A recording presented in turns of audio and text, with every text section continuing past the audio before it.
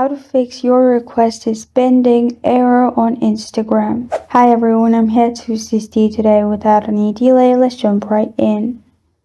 First, open Instagram on your device. Then click on your profile at the bottom right corner of your screen. Here, click on three lines at the top right corner of your screen. Then simply scroll down and search for account status and click on account status. In account status, if your account is restricted, you will find it here.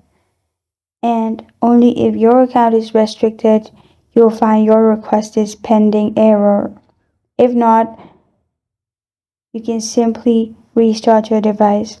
If it's restricted, you can also click on submit and appeal on Instagram as well.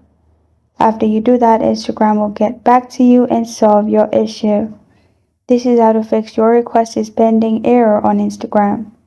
Thank you for joining me today. If this video helps you out, please leave a like and subscribe for more. Got a question or want to suggest a topic, comment below. Thank you for watching.